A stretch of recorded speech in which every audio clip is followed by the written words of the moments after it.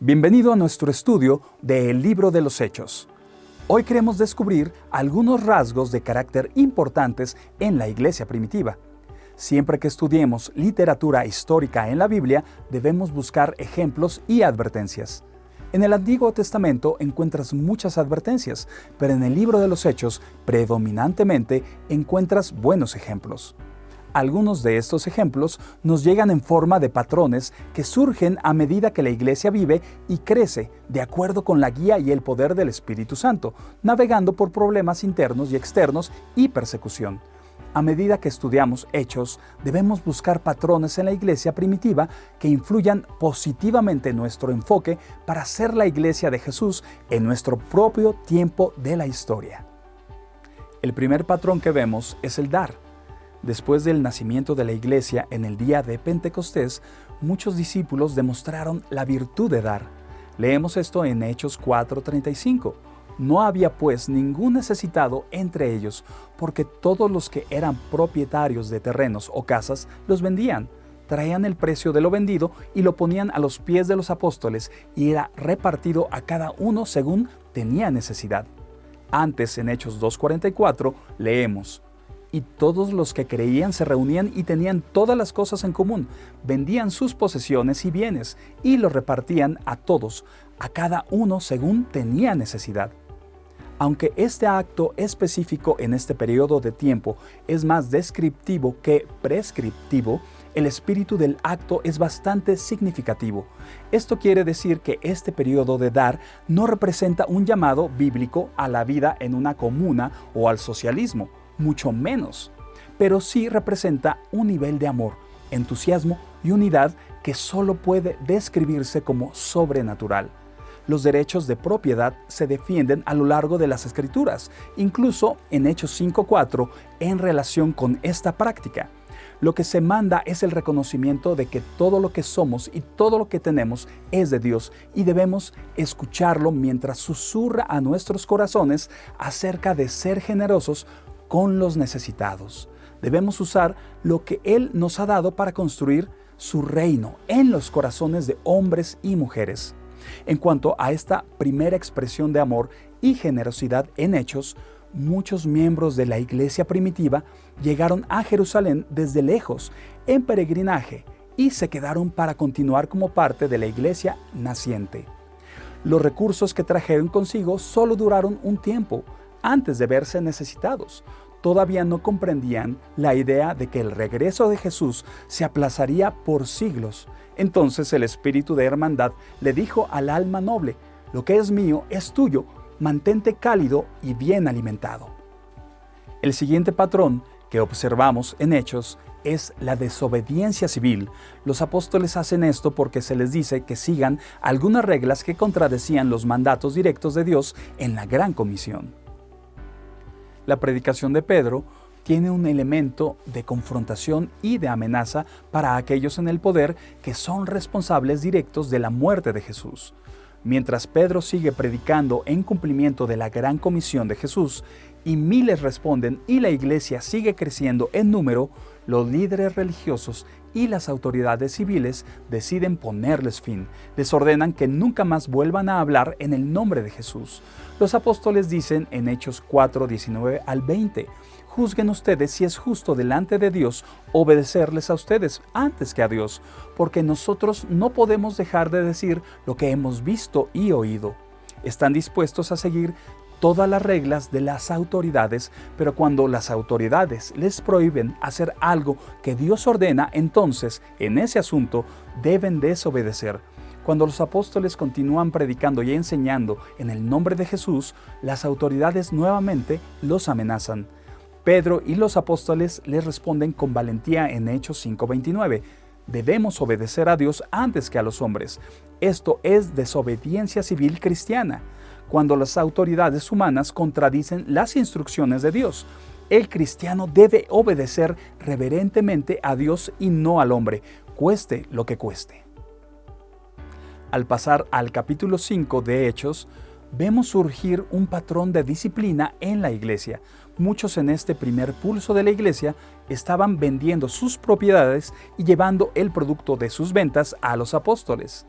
Durante este tiempo, un hombre llamado Ananías y su esposa, Safira, venden una parte de su propiedad. Deciden dar parte del dinero adquirido por la venta. Hasta ahora, esto no es un problema. Es de su propiedad y pueden hacer con ella lo que quieran. Sin embargo, el problema está en su deseo de tener la reputación de alguien que lo dio todo cuando en realidad solo dan una porción. Este engaño tiene una correlación interesante con una maldición en Malaquías 1:14 que dice: «Maldito sea el tramposo que promete dar un carnero selecto de su rebaño, pero después sacrifica uno defectuoso al Señor. Pues yo soy un gran rey», dice el Señor de los ejércitos celestiales, «y mi nombre es temido entre las naciones». Pedro le pregunta a Ananías: «Ananías, ¿por qué Satanás ha llenado tu corazón para mentirle al Espíritu Santo y retener parte del precio de la tierra? Mientras permaneció sin vender, ¿no seguía siendo tuya? Y después de que se vendió, ¿no estaba bajo tu control? ¿Por qué has pensado esto en tu corazón? No le has mentido a los hombres, sino a Dios».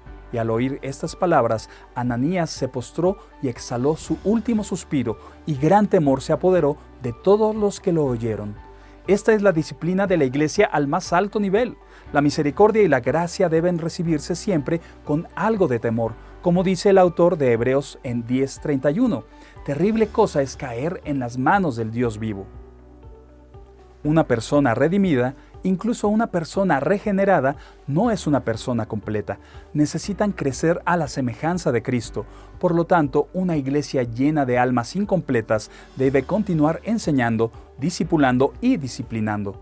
Las dos cosas que mantienen pura a la iglesia en su primera generación son la persecución y la disciplina.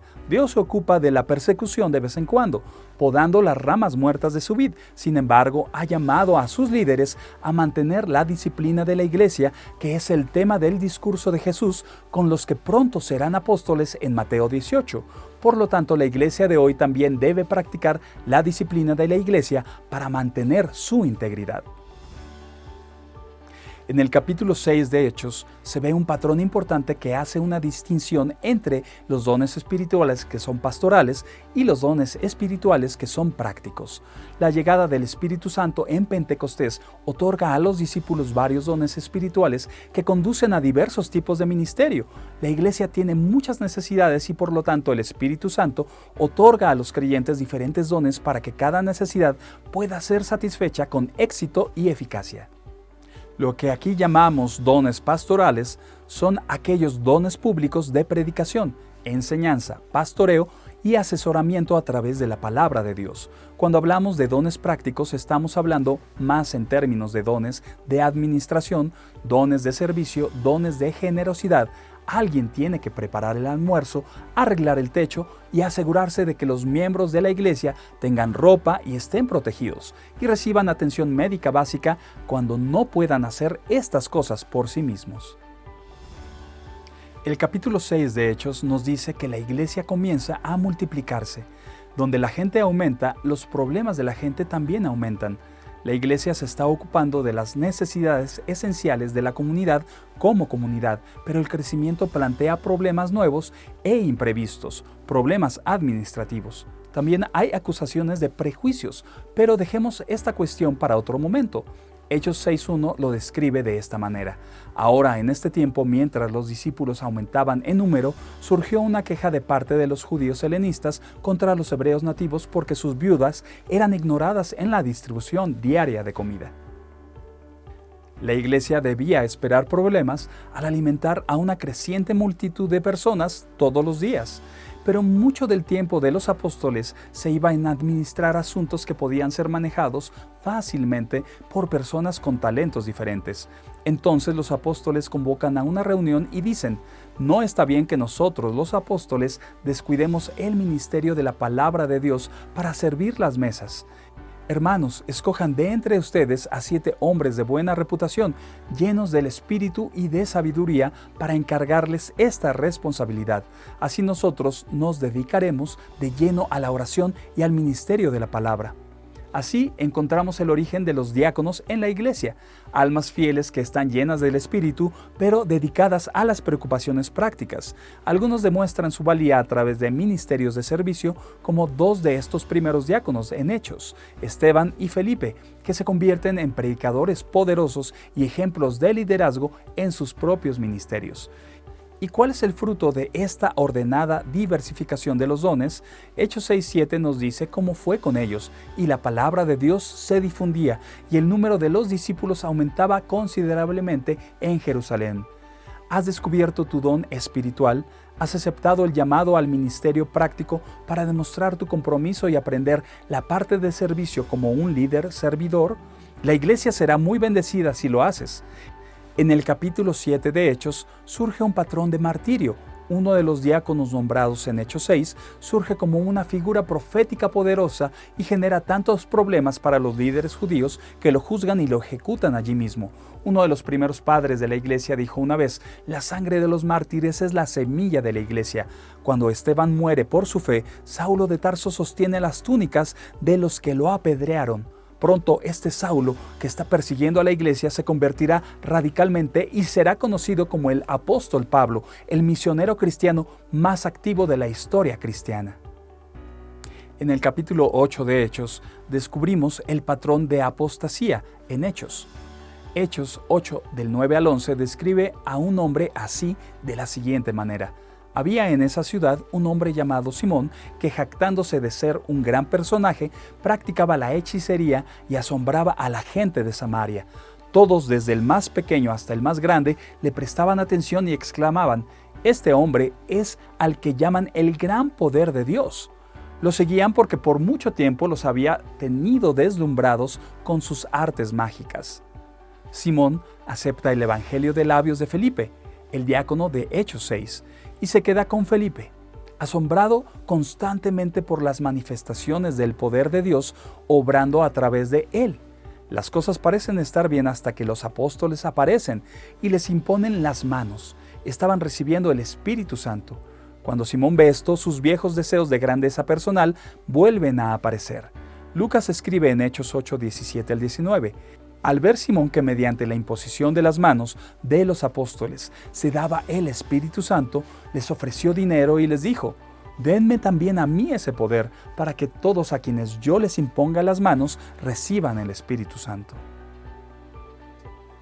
Pedro reúne toda la fuerza de la maldición apóstata en Deuteronomio 29 para reprender a Simón por tener pensamientos tan perversos sobre el Espíritu Santo y el ministerio. En Hechos 8, 20 al 23, Pedro reprende: «Que tu dinero perezca contigo, porque intentaste comprar el don de Dios con dinero. No tienes parte ni derecho en este asunto, porque no eres íntegro delante de Dios. Por eso, arrepiéntete de tu maldad y ruega al Señor. Tal vez te perdone al haber tenido esa mala intención, porque puedo ver que estás lleno de una profunda envidia y que el pecado te tiene cautivo».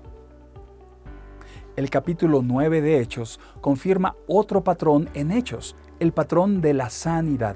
Dejando de lado otras manifestaciones de poder por el momento, la sanidad del cuerpo físico se repite a lo largo del libro de los Hechos. Esta es una continuación del mismo patrón en el ministerio de Jesús en los Evangelios. Dado que Hechos es una continuación del ministerio de Jesús a través de su iglesia, no debería sorprendernos encontrar este mismo patrón aquí también. Es por eso que el libro de los Hechos podría titularse Los Hechos del Cristo resucitado por medio de los apóstoles. Aunque encontramos referencias a muchas sanidades en los capítulos anteriores de Hechos, solo el capítulo 9 nos presenta 3, cada una de las cuales difunde la fama del nombre de Jesús. En Hechos 9, 12 al 18, Ananías ora por Pablo, cuyos ojos han sido cegados por la visión del Cristo resucitado, y su visión es restaurada.